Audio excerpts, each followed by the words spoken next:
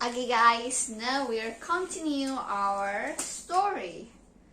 And it's now in the chapter 12, the big picture, story structure.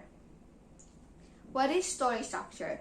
Structure is the relationship among the part of something. Structure can be also supported for something. We have a skeleton of bone that support us and allow us to fight gravity. But muscle have to be connected to bones in certain way for them to move properly.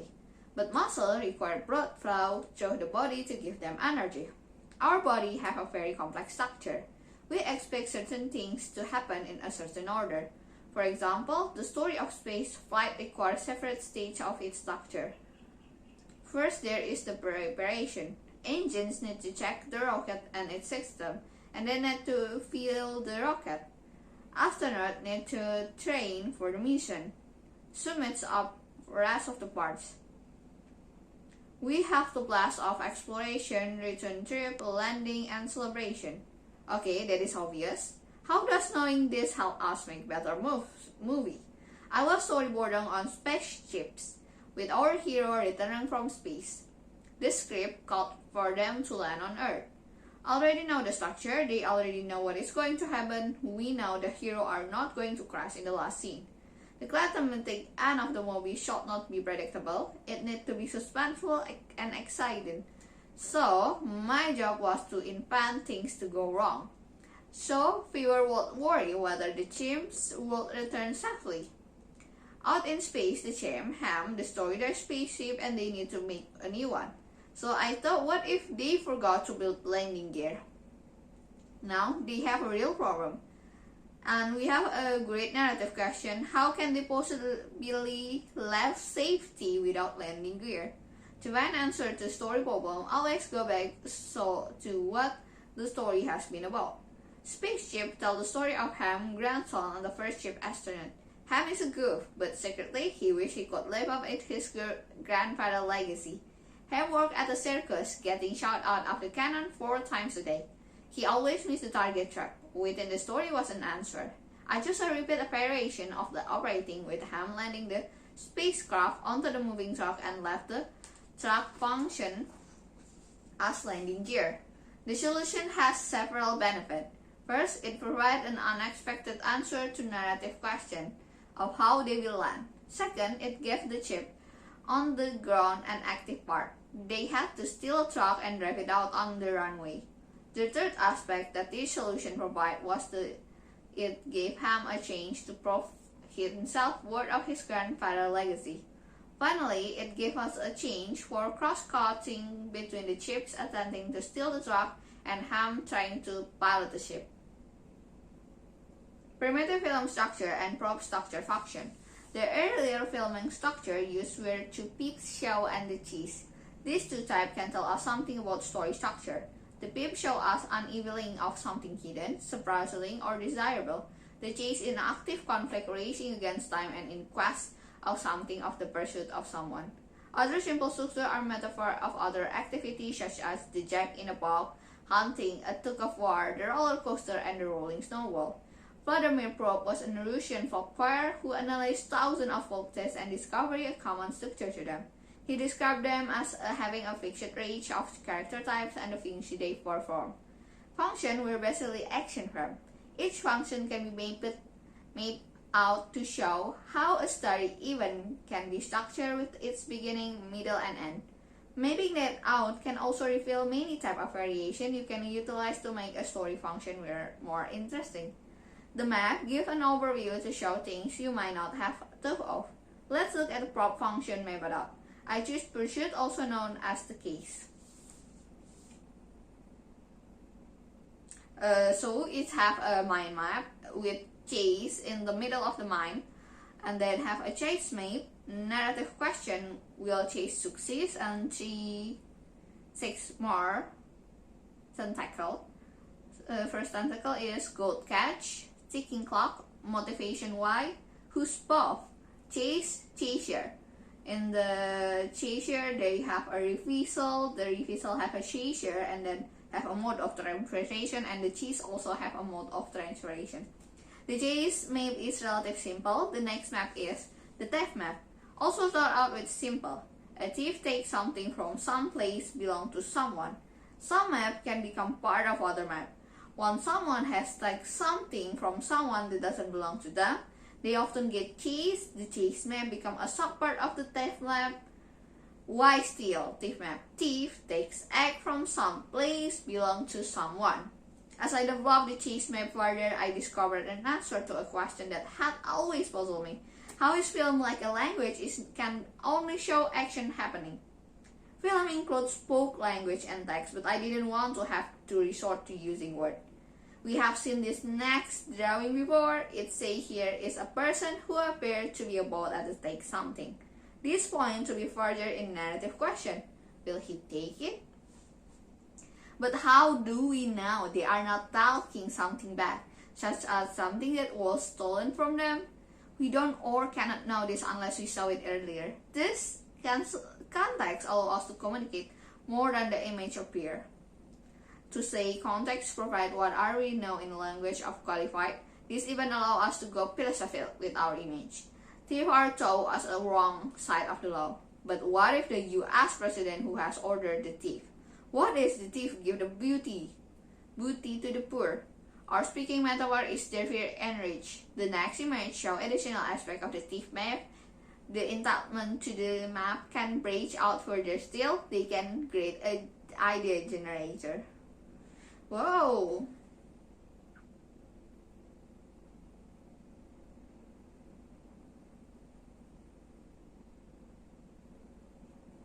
The hero journey of the Norris map trip. The hero journey has spread to Hollywood faster than a Malibu wildfire. According to Christopher Folgers, the author of The Writing's Journey, the way to some Hollywood executive used to find story was they have to fit into one of two categories. Either they were fish out of the water, tale of they were an unholy evidence. Is not they went into third category, the trash. The hero journey gave executive an additional way of analyzing the story, one that seemed to encompass different type of story that otherwise might have entered in the trash. There was a good reason for it seeming to fit many type of story that was the paradigm for all story. The hero's journey was originally described by methodology professor Joseph Campbell in his book, The Hero with a Thousand Faces, as a journey of self-discovery and self-transcendence. Having studied thousands of myth, fable, folktale, and story from all over the world and all time period, each hero will take.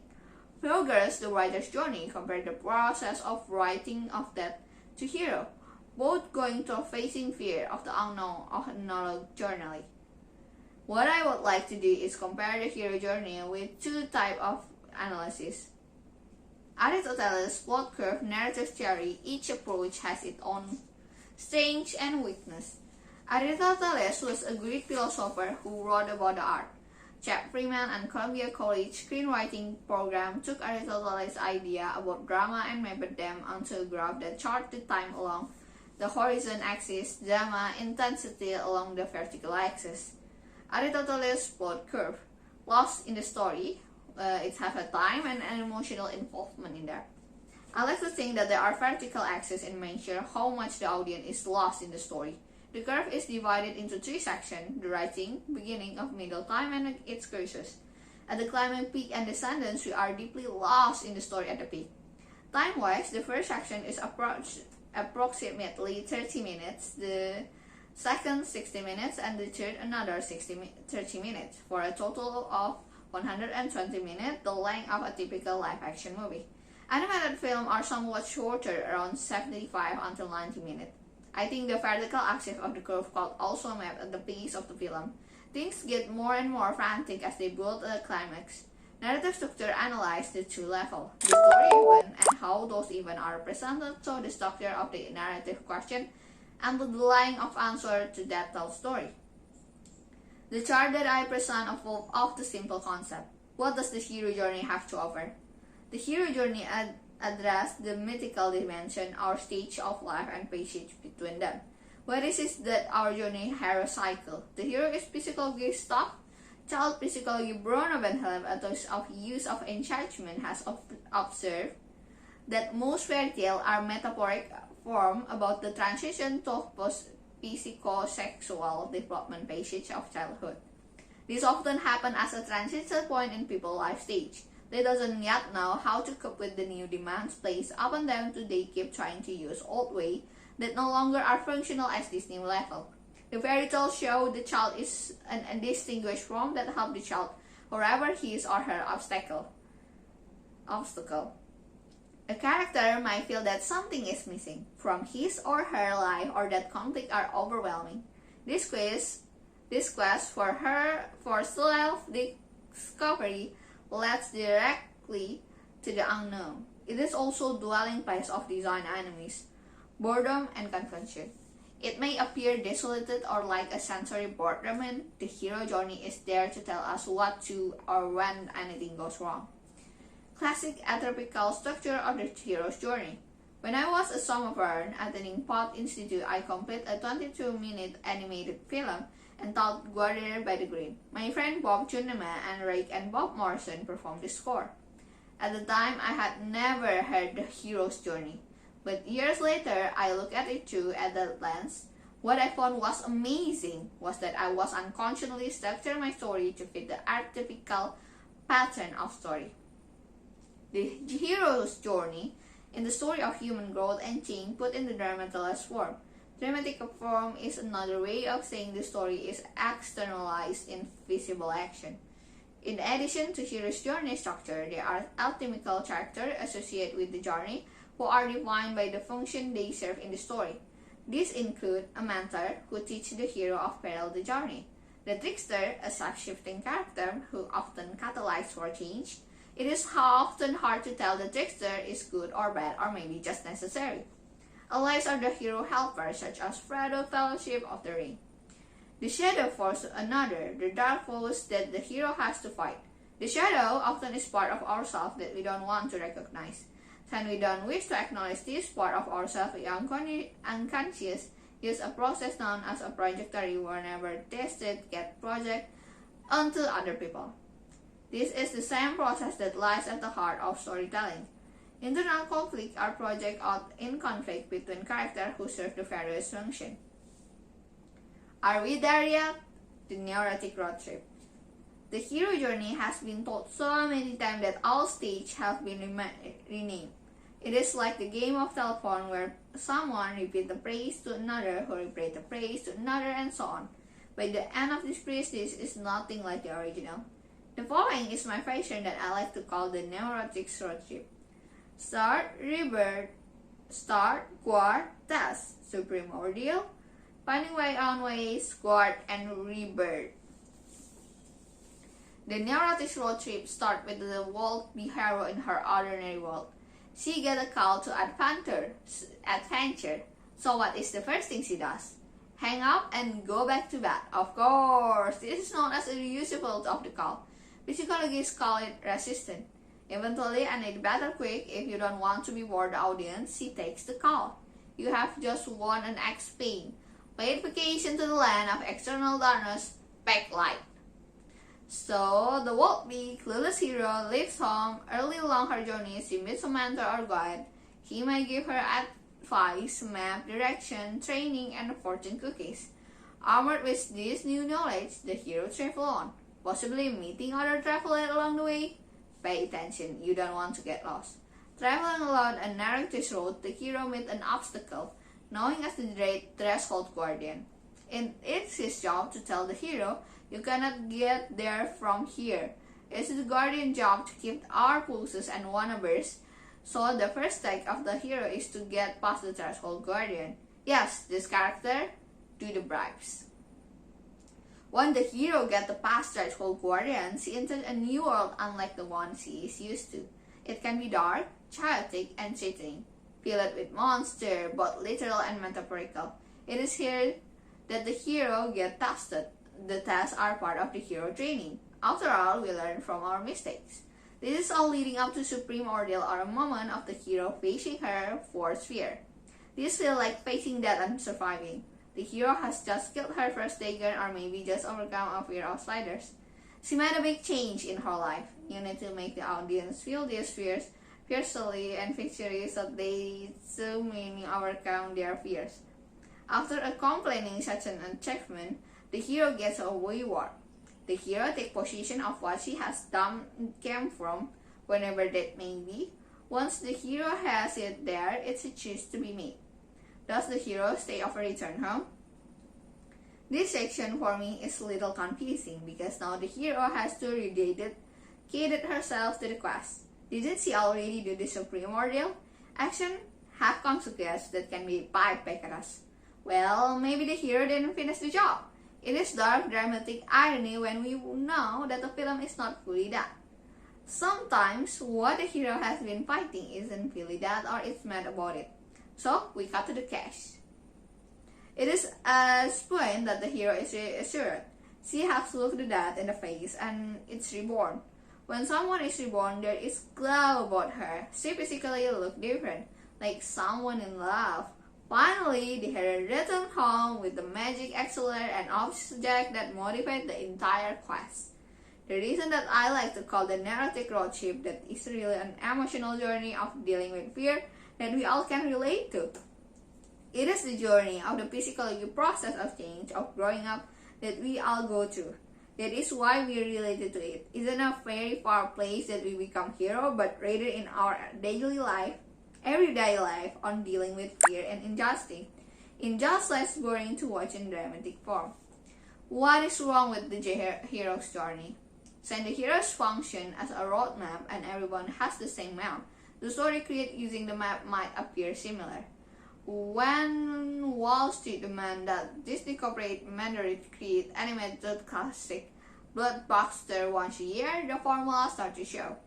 We know that when that happened, it bursts to the level of attention and the audience is taken off the story. Disney film would all begin with the characters singing, "I want." Then the hero would always have a cute sidekick who always make a great merchandise. Then there was the issue regarding the spoils of the villain. It seemed that the hero cannot actually kill the villain. Rather, the villain has to create his or his own demise. The hero, being a good sport, will allow the villain to live, but behind the hero's back, the villain will then attempt to kill the hero again, and somehow be responsible for his or her own fall to death. This tradition goes all the way back to the Wicked Queen in Snow White and the Seven Dwarfs. Repetition makes the film predictable, and predictable is boring. Surely there must be another way to kill a villain. Shrek and Hot Wheels validated the formula and were very fresh and fun in that way. Sometimes I will turn on the TV and sometimes I will capture my interest even though it has already started. Now I don't know how far we are along in the hero's journey, in the ongoing threshold board or ongoing one. And that's a minor taste or it's primordial, I don't know. But I know that I already lost in the story. Why is it so? Where else can it return from movie making guidance besides a fish out of water tale of unholy alliance? 3 levels of story analysis. What I realized was there are 3 interconnected levels of story analysis. The hero's journey and Aristotle's both Kurkov Marco level of story analysis the structure of the story even. At the other extreme narration of how the story is told to a narrative question. This level is why I could start watching in the middle of television show and get stuck right into the story. It may take a while to understand all this is going on, but a narrative question will be drive to me to do so. In between these 2 levels of prompt function and the other level verb and their intent map, they can tell us where the story is going on in the short term.